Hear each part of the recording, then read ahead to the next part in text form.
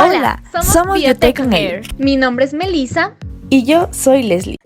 Hola chicos y chicas, bienvenidos a un nuevo episodio de Biotech on Air. Yo soy Melissa. Y yo soy Leslie. Y el día de hoy estaremos con ustedes con una nueva dinámica en el podcast, donde hablaremos temas de actualidad con profesionales del campo de la ciencia. El día de hoy tenemos la casa llena y nos acompaña un excelente grupo de profesionales de diferentes áreas para hablar sobre uno de los temas más sonados durante la pandemia que estamos viviendo, que es la pseudociencia. Pero antes de comenzar, nos gustaría que cada uno de ellos se presente para conocerlos un poquito. Entonces, hoy tenemos a José Luis Hernández. Entonces, José, no sé si te puedes introducir. Sí, bueno, mucho gusto a todos. Saludos a la audiencia. Soy José Hernández, ingeniero en biotecnología por la Universidad de las Fuerzas Armadas ESPE. Y bueno, o sea, mi campo de investigación ha estado enfocado recientemente en ecología.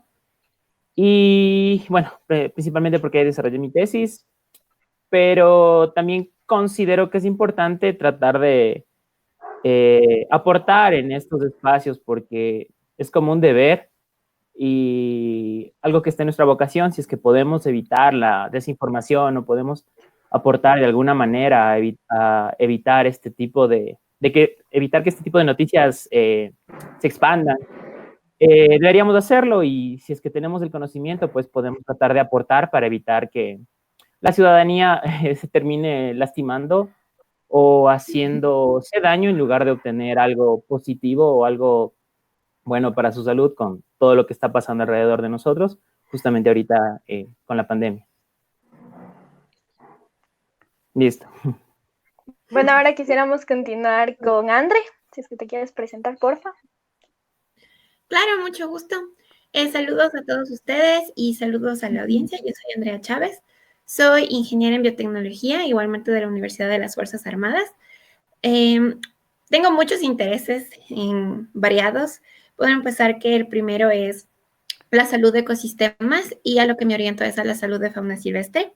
También me gusta la ilustración y la divulgación científica y por eso ahora manejamos un proyecto junto con mi compañero Mateo, la microesfera, en el cual tratamos de abrir, al igual que ustedes, un canal de diálogo entre la academia y la sociedad, porque sentimos que de verdad hace falta a nivel global y hace mucha más falta en Ecuador, y qué mejor que aprovechar las redes sociales.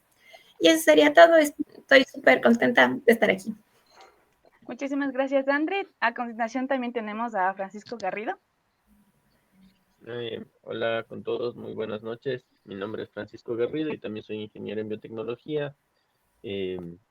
Mis intereses últimamente están enfocados en el desarrollo de biomateriales, en la sostenibilidad, la agricultura urbana y eso, por ahí.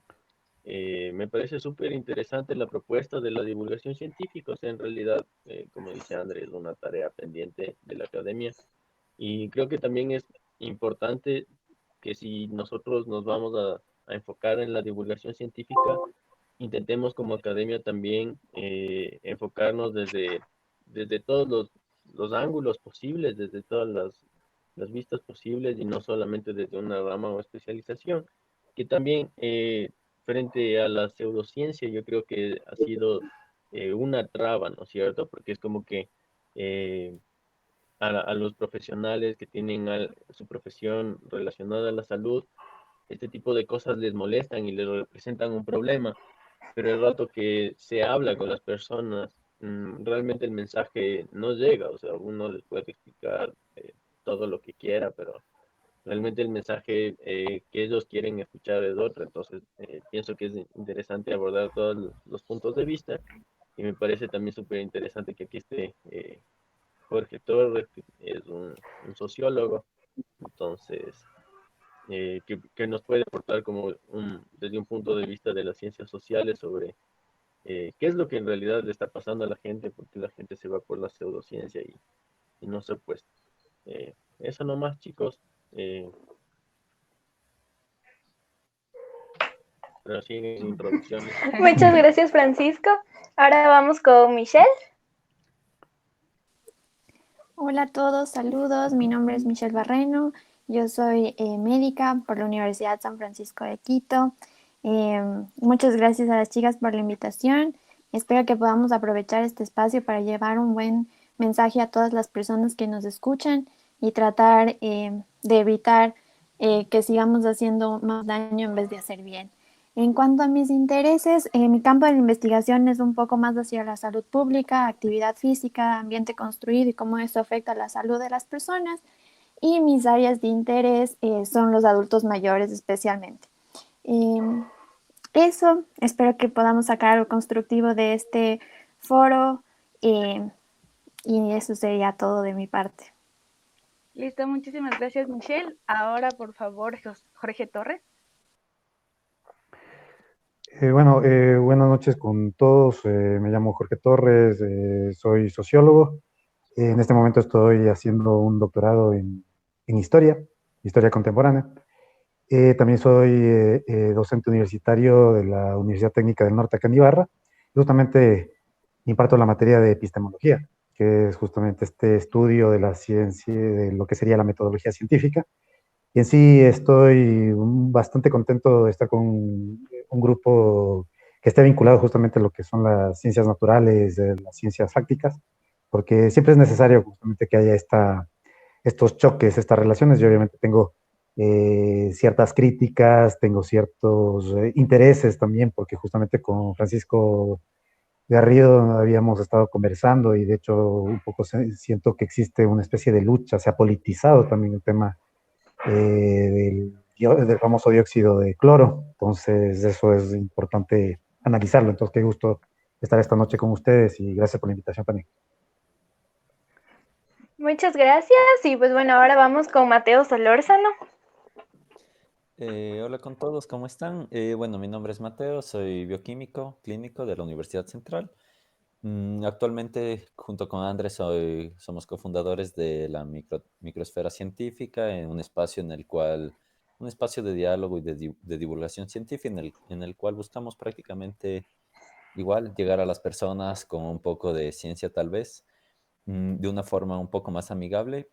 Y mi campo de acción más que nada viene a ser un poco relacionado con la microbiología clínica, es las áreas de mi especialización, digámoslo así, donde más me enfoco. Y actualmente, bueno, justo por esto del COVID, un poco igual centrado a nivel de virología, entonces un poco feliz de estar en este grupo y bueno, justo como hemos estado hablando con André muchas veces, es chévere porque lo que veo ahorita es un grupo muy diverso, entonces es algo bonito para poder conversar, ver diferentes puntos de vista, porque a veces escuchar solo el de nuestros compañeros es una cosa, pero también es bueno escuchar otras perspectivas, otras profesiones y me parece algo súper bonito. Espero poder aportar y que podamos aportar entre todos algo chévere a la sociedad y llegar de una forma diferente más que nada. Listo, muchísimas gracias a todos. Vamos a comenzar con la primera sección del podcast, en la cual a través de una dinámica, vamos a desmentir algunos mitos que hemos encontrado en las redes sociales.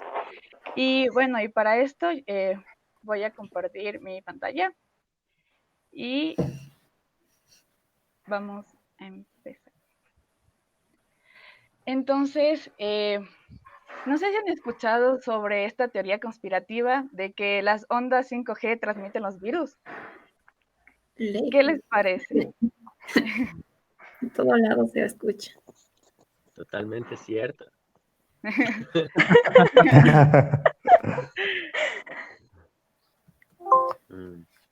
No.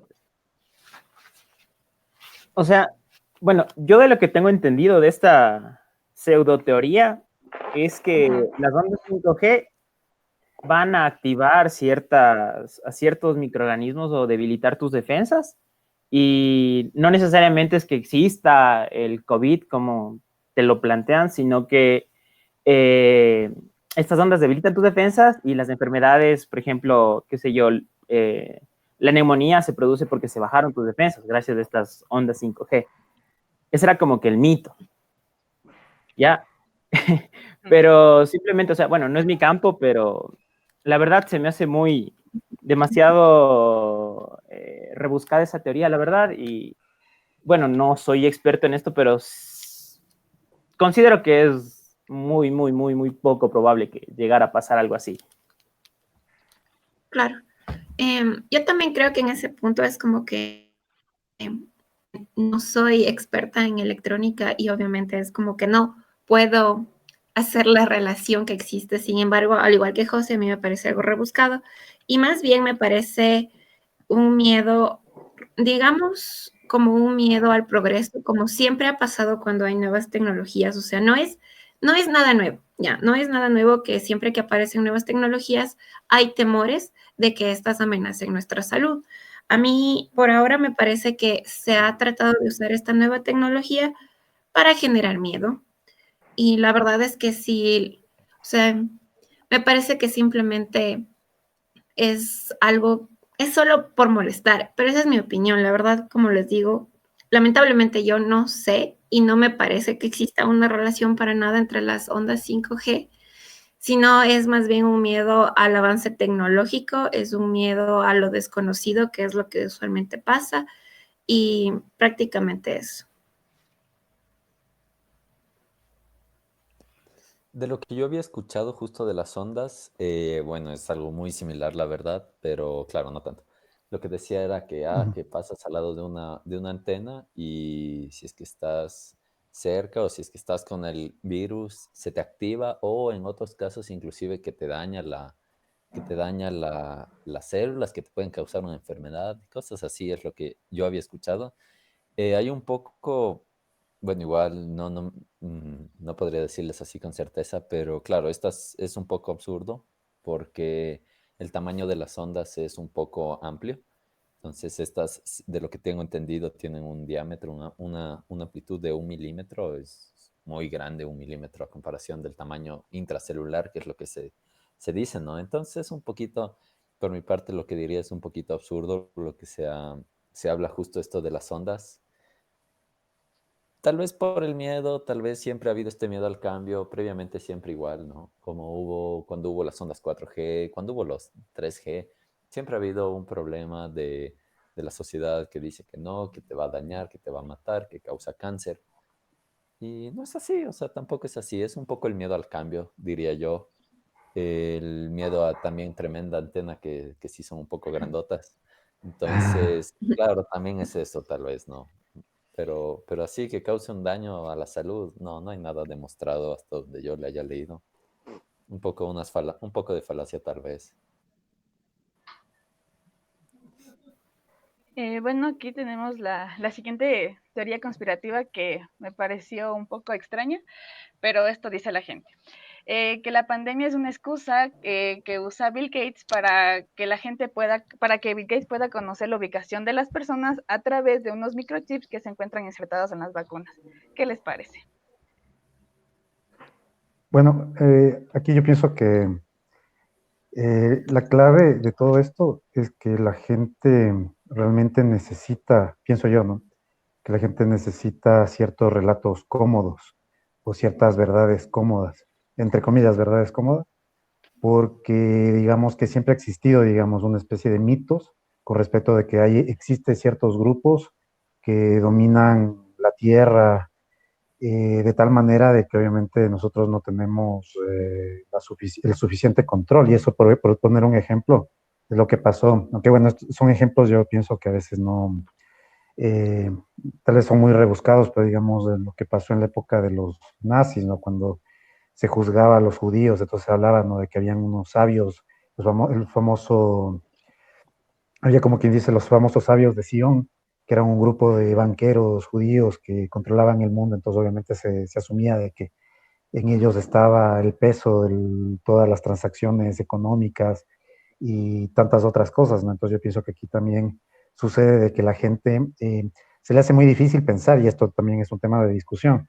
de que realmente el mundo no tiene tal control. Y aquí nosotros planteamos por qué nosotros vemos de que las narraciones religiosas terminan siendo mucho más controlables que cuando nosotros queremos dar una explicación acerca de lo que es el cosmos, del universo, ¿no? Si ustedes ven el cosmos, el universo, obviamente se necesita fórmulas, esquemas, como para poder entender todo el caos existente, pero en cambio, cuando en nosotros se nos presenta un discurso, una narración tal como un cuento, entonces termina siendo bastante fácil de digerirlo y obviamente digamos que también cuando escucho esto, ¿no? De que tal vez la gente tiene miedo, pero realmente más, o sea, el ser humano, como eh, somos mamíferos de una otra manera, también tenemos como quien dice una especie de herencia de miedo y obviamente es como que queremos tapar justamente esos temas, ¿no? Entonces yo pienso que ahí podríamos un poco indagar justamente por qué nos gusta tanto este tipo de narraciones, porque incluso, digamos, independientemente de que nosotros estemos vinculados al tema académico, fíjense ustedes que historias como el Código Da Vinci nos representan, son atractivas, al final hay un atractivo interesante, pero de ahí que nos atraiga a creernos justamente, a querer dar una explicación, ya es mucho más complejo, ¿no? Sí, y yendo en esa misma línea, estoy como que de acuerdo con lo que tú planteas, porque en un punto la ciencia llega a un límite que ya no puede seguir explicando cosas y ante esa incertidumbre el ser humano trata de cogerse de cualquier cosa para calmar esa incertidumbre que le crea el no poder controlar algo o que algo esté más allá de su control.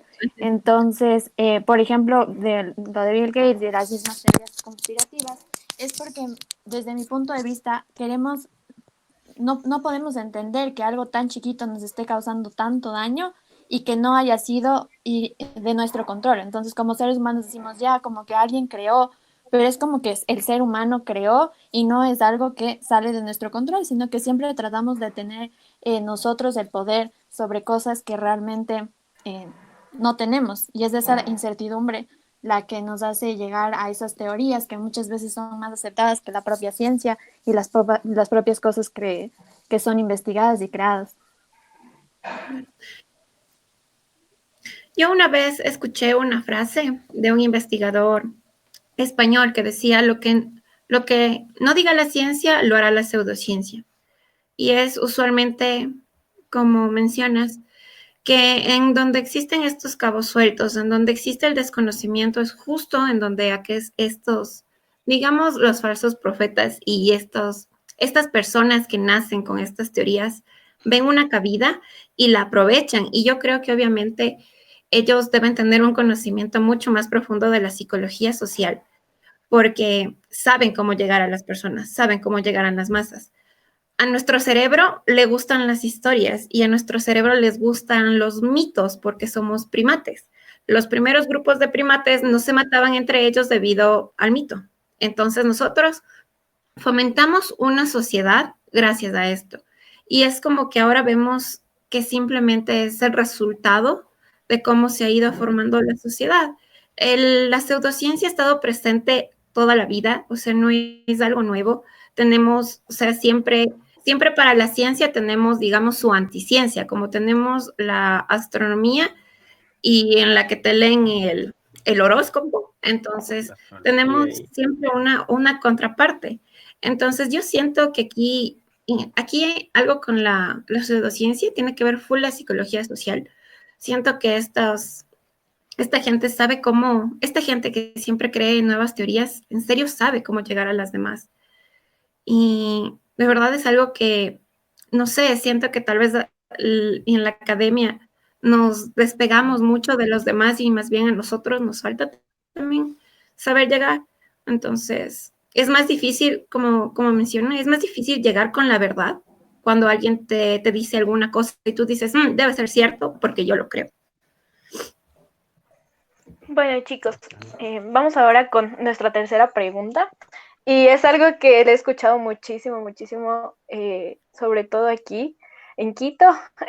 Incluso ha salido en las noticias también, me parece que en algunos periódicos también. Si es que los termómetros infrarrojos matan las neuronas. ¿Qué opinan ustedes? Falso. Punto. La verdad es que me preguntaron, ¿no? Porque una prima tiene un local de ropa y ella ya abrió, pues, y está atendiendo y todo, ¿no? Entonces llega la persona y le apuntan ahí con el termómetro, pero mucha gente tampoco quiere ser apuntada a la cabeza, ¿cachai? O sea, esa acción también creo que es como bastante fuerte de que te pongan algo directamente en la frente. Entonces, la gente se rehúsa, ¿cachai? A pesar de que crea o no crea en esto de que matan las neuronas, yo creo que es como que un acto de, no, ese tipo de cosas no las acepto. Entonces, me preguntaron si, por ejemplo, era seguro que les tomen la temperatura aquí en el brazo, ¿no? Entonces, no sé ustedes qué creen de eso. Yo les dije que no, o sea, obviamente no mata las neuronas, pero si tú estás administrando un negocio, si tú estás en esta situación y la gente, tu cliente, se pone difícil con el tema, entonces ya es un poco más complejo, ¿no? O sea, decirle, no le voy a dejar entrar hasta que le mide el termómetro en la frente, y la señora o el señor va a estar ahí como que, pero ya, tómeme aquí y entro y ya solo vengo a ver, ni sé qué cosa y ya. Entonces, Esta de que le diga o es termómetro en la frente o es el termómetro anal, señora, usted decide, ¿no? no, sí, sí, Eh, que estaba un man así como que en la puerta tomándoles la temperatura con la mano y con otro esfero así anotando.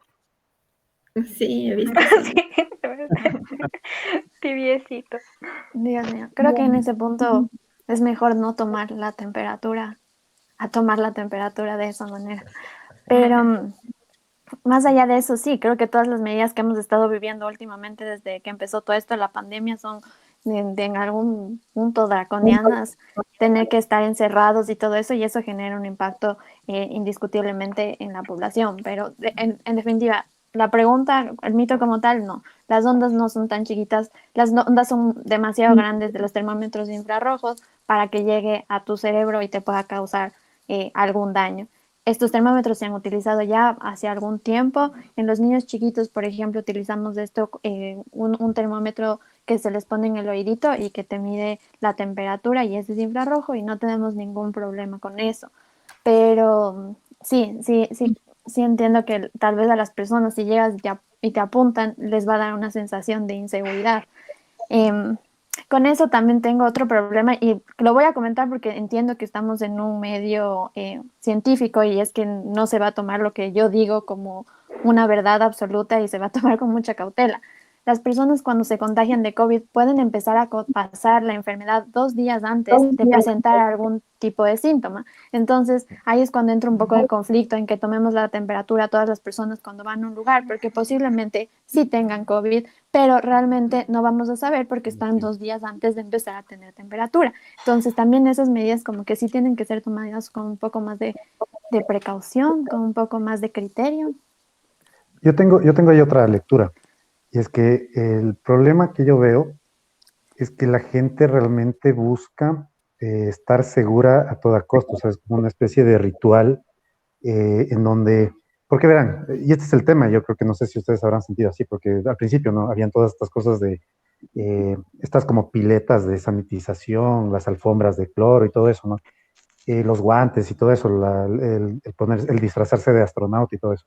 Era como que de una otra manera uno está, y bueno, era todo eso al inicio, pero después te dicen que, y hoy sabes que casi todo eso es peor o no te servía de nada.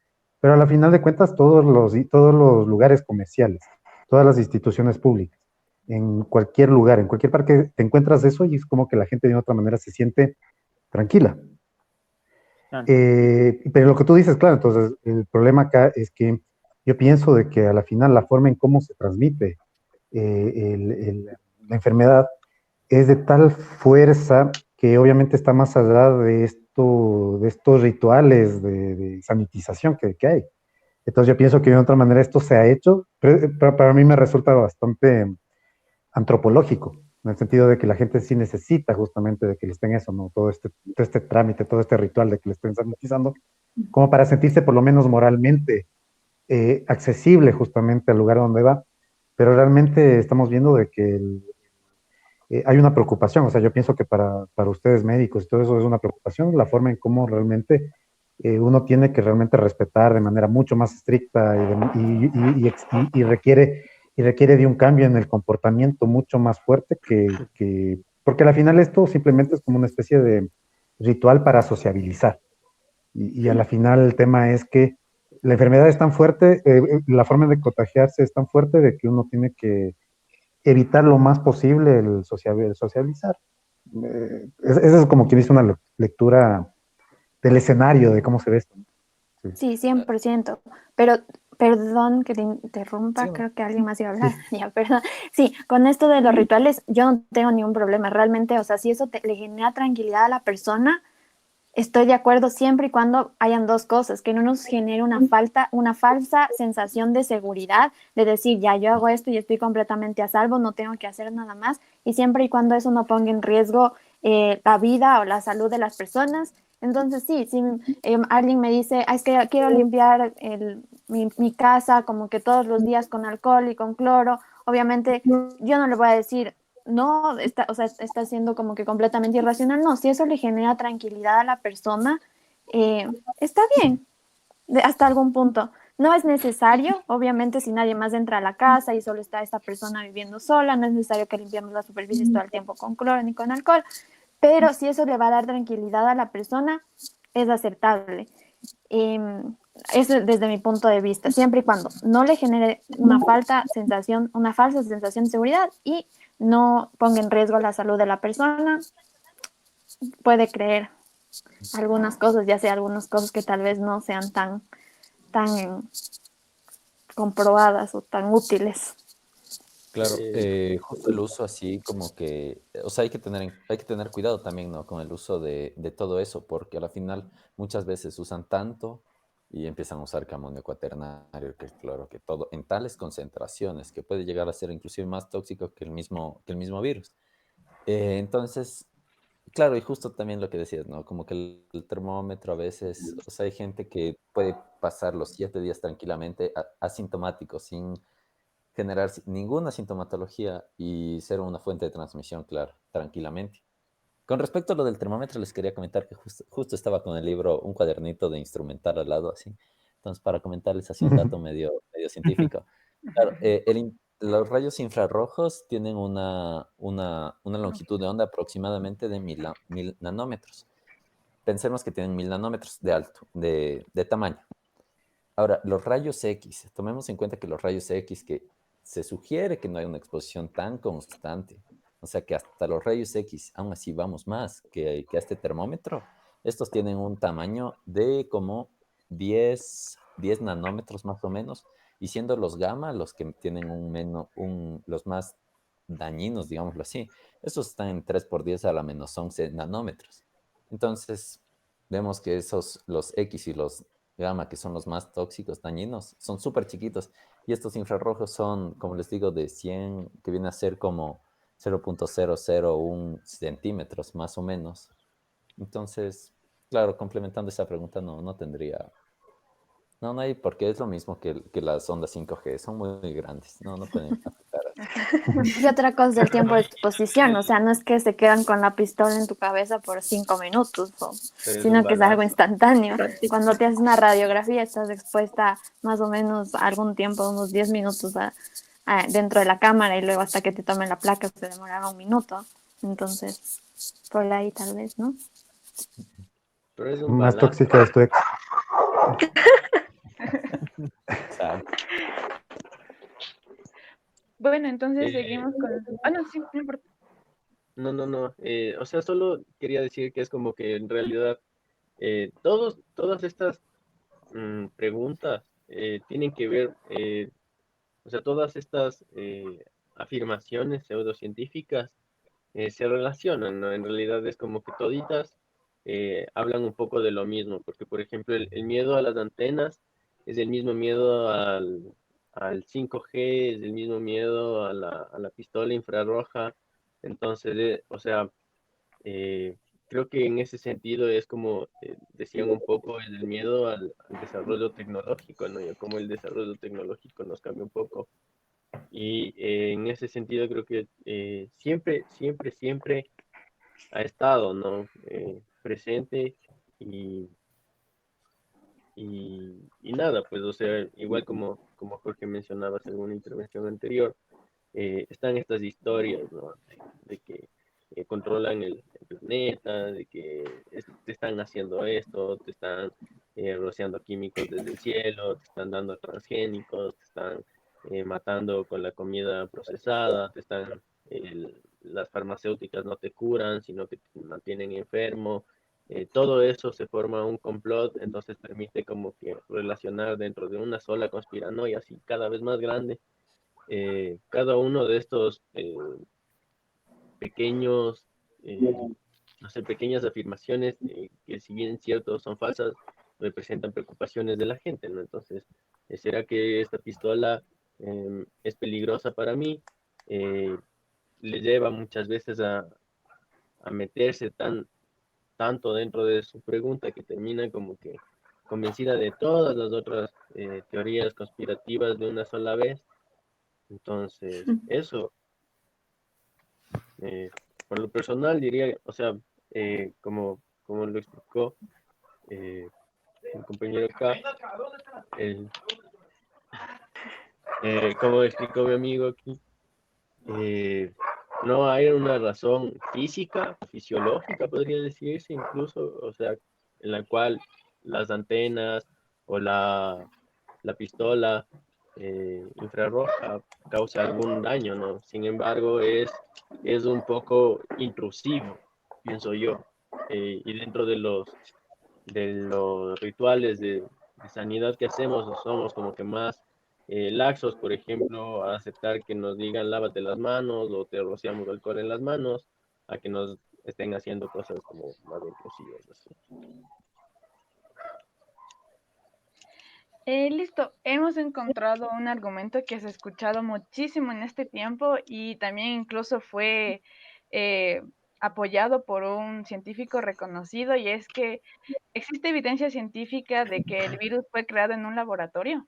¿Qué es lo que ustedes piensan? No fue creado en un laboratorio. Ok. Con respecto a las enfermedades infecciosas, siempre tenemos que recordar que al menos el 75% de las enfermedades son zoonótico. Esto quiere decir que se han transmitido de un animal hacia el ser humano. Hay factores que favorecen esa transmisión o desbordamiento de enfermedades. Y tenemos que recordar que el mejor laboratorio para un virus es un ser vivo y no necesariamente un laboratorio de biotecnología que maneje todas estas técnicas. Si bien es cierto, yo escuché que había un investigador que había sido nominado al premio Nobel. Bueno, era un investigador de renombre el que estaba afirmando de que cuestionaba de que el virus había podido ser diseñado en un laboratorio. Sin embargo, porque lo diga un investigador que haya sido nominado al Nobel, no quiere decir que esto sea ciencia cierta. Hay otros investigadores, por ejemplo, que afirmaban superioridad de raza. No recuerdo, es un investigador bastante famoso, si es que lo voy a buscar. Es un investigador ganador del premio Nobel que afirmaba y afirmó hasta que se murió en la superioridad de razas, o sea que existen diferencias. Entonces, los científicos y los investigadores también están sujetos a equivocarse con sus afirmaciones. Entonces, es responsabilidad también del que escucha generar criterio. Ahí tal vez, como dice Andri, justo me voy a meter con un tema que, bueno, una frase que la escuché en una película, la verdad, y es citada por un matemático, y no sé si es que ustedes la han escuchado, y es cierto, sandeces son sandeces, así sean dichas por un famoso científico. Y es la verdad, es lo que pasó con esto me parece que es lo que pasó con este señor del COVID, del VIH, que decía, Ajá. justo decía que era una mutación del VIH y era creado copiando una fracción del VIH porque se asemeja mucho, pero no, o sea, no tiene nada que ver la mutación de este virus, bueno, iniciando como dice el André, siempre es una enfermedad zoonótica y un cambio de similitud, digámoslo así, entre receptores del patógeno, en este caso del virus y el ser humano, en estos casos igual, o sea, las mutaciones a nivel de ADN son muy minúsculas, o sea, son mutaciones a nivel de aminoácidos, no de segmentos. Para decir que que puede haber sido creado en un laboratorio, Debería estar todo un ORF que viene a ser una horquilla de replicación, todo un fragmento de replicación debería ser modificado. No 1, 2, 3 aminoácidos. Bueno, no van a ser uno, pero viene a ser en toda la cadena, ¿no? O sea, hay muy poca mutación. O sea, no es una mutación de un segmento, sino una mutación general. Y es una mutación muy común en un virus RNA positivo. Es común que estos virus muten para el bien, para su positividad, o sea, para su evolución. Es súper común de estos virus. Sí, recuerdo, y creo que espero no haber interrumpido a nadie, recién nomás salió un nuevo estudio acerca de la presencia de coronavirus en murciélagos y encontraron que, bueno, los coronavirus habitan en numerosas especies animales.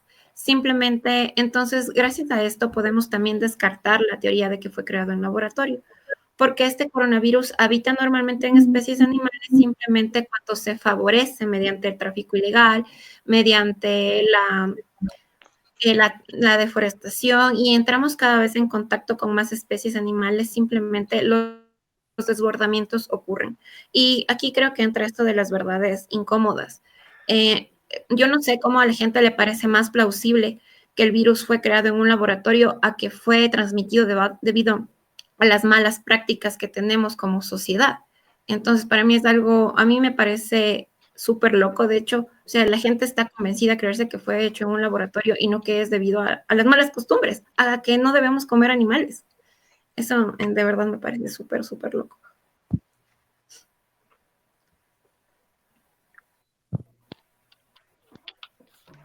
A ver, entonces vamos con la siguiente pregunta.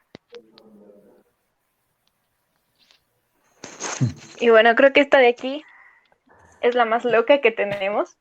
Y es si el COVID-19 es un invento o en verdad existe.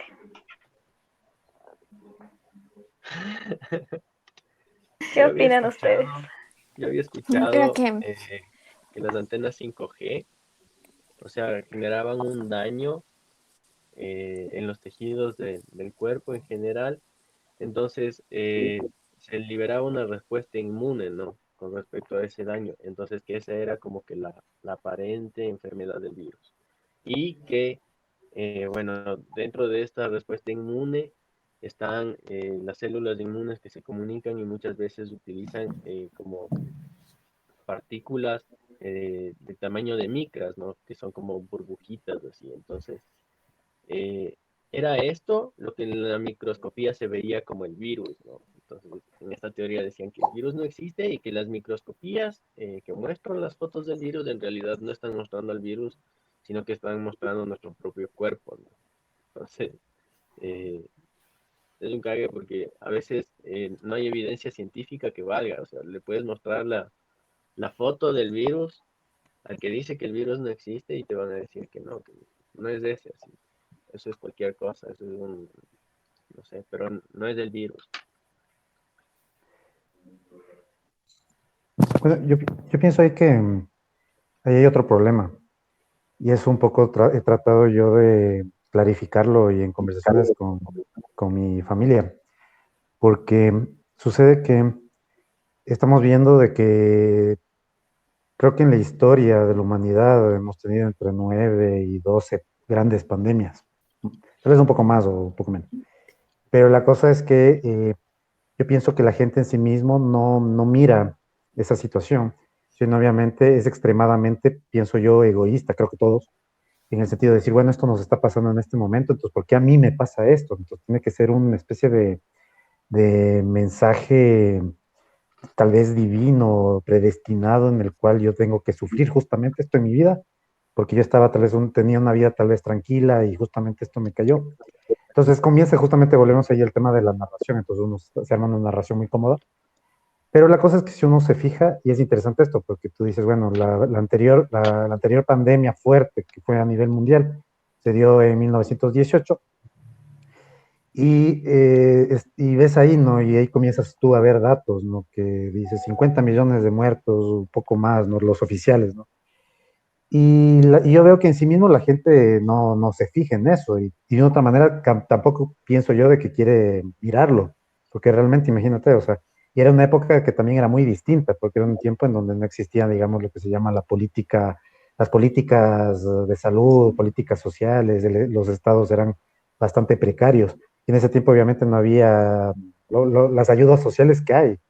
Y por ende, digamos, nosotros incluso podríamos decir que la poca o mucha ayuda que ha dado el Estado para poder sobrellevar esto que estamos viendo, incluso, digamos, tal vez pudo evitar de que la cosa hubiera sido peor. Pero son cosas así que no se, yo pienso que no se piensan. Y yo veo que también son un montón de elementos, o sea, un montón de datos, un montón de explicaciones que son complejas, que toca encontrar las relaciones, todo eso. Y a la final te encuentras con que, digamos, esto que les digo, ¿no? La gente tal vez dice, no, preferible, pienso de que esto realmente es algo que está direccionado, o sea, miren qué interesante esto, está como que direccionado a mí, ¿por qué me pasa esto a mí? O sea, pues obviamente uno se hace como que dice esa idea de que, y puedes también tener esa opción, ¿no? Decir, bueno, tal vez es algo que no existe y nos están creando un miedo, ¿no? Y ahí dices,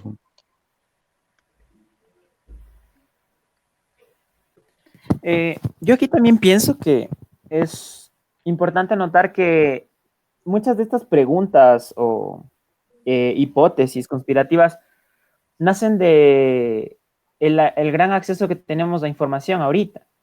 O sea, a alguien, qué sé yo, en Estados Unidos se le ocurrió decir que el virus no existe, que es una farsa y que debemos seguir saliendo, y eso se disemina tan rápido que llega acá a Ecuador, llega a Bolivia, llega a Perú y que la gente lo lee, lo escucha y lo cree. Entonces, muchas de estas teorías ganan fuerza porque la desinformación se dispersa muy rápido y a muchos lugares. Entonces, y como dicen, o sea, a veces uno trata de darle un sentido a esto y tratar de explicar por qué a mí, por qué en este momento, pero también es una verdad que a veces es difícil de asimilar. O sea, cada día a veces yo me levanto y digo, o sea, estamos en una pandemia, no me esperaba vivir una pandemia. Y entonces es como una respuesta, pienso yo, a una situación que era tan improbable, pero que ahorita está pasando y nos está afectando y que seguimos tratando de digerirla. no sé, quería agregar una cosita. Hay un tema que me pareció gracioso porque yo veía que justo con Francisco estábamos en el tema de que cómo sería la mejor forma de difundir justamente unas explicaciones que obviamente tengan una carga de explicación científica, pero a la vez en la comunicación actual, porque estamos viendo de que la comunicación actual, ¿qué es la comunicación actual? Mensajes muy cortos, memes, tweets y esas cosas. Pero justamente yo he encontrado, como quien dice, ejemplo, tal vez tú puedes explicar esto en unos 10 memes. Veían una explicación científica en 10 memes.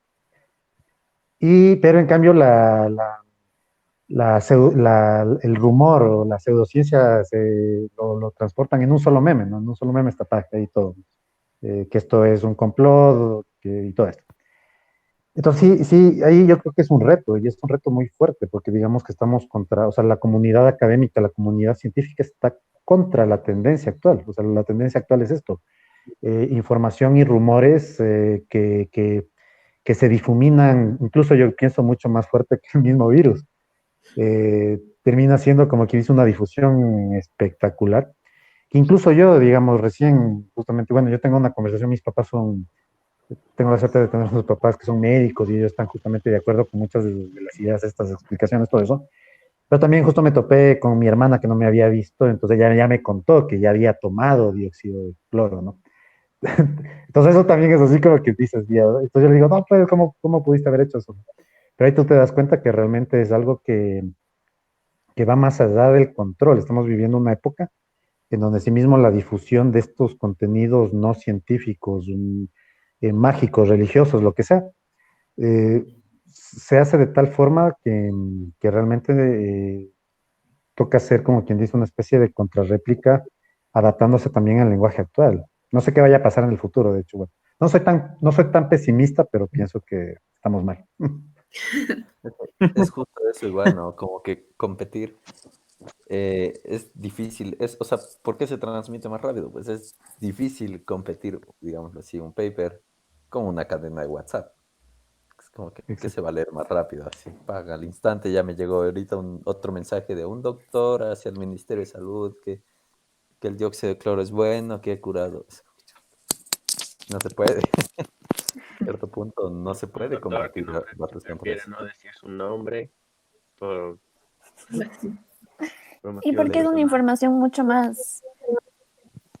más fácil de creer en la situación en la que estamos. Es decir, si alguien viene y te ofrece una solución mágica de la nada versus todo lo que tenemos que esperar para que un medicamento salga y sea comprobado y etcétera. Y si alguien te dice, no, es que esto de aquí te tomas y te cura, entonces la mayor parte de la población va a querer esa solución mágica em, cuando en realidad va a ser un daño. Entonces creo que ahí viene la parte de responsabilidad de cómo se transmite la información. O sea, pueden haber estudios, pueden haber lo que sea, no específicamente del dióxido de cloro, pero en general. Pero tiene que ser compartida de una forma que la población, el público en general, pueda digerirlo. Porque una persona que no esté dentro del ámbito científico no tiene por qué saber acerca de método científico, de que alguna sustancia le haga daño, porque eso no es su deber. O sea, si a mí me preguntan algo de arquitectura, algo de electrónica, yo no tengo por qué saber, soy completamente ignorante. Entonces, cuando tú mandas un mensaje, tiene que ser lo suficientemente claro para que ese sea interpretado de la mejor forma y no tengamos cosas como que las personas empiecen a automedicarse, que después ya no hay tal o cual medicación, etcétera, etcétera. Entonces, creo que sí debemos ser súper rigurosos, súper honestos y súper meticulosos en la forma en que decimos las cosas y la información que compartimos y la forma en la que la compartimos definitivamente.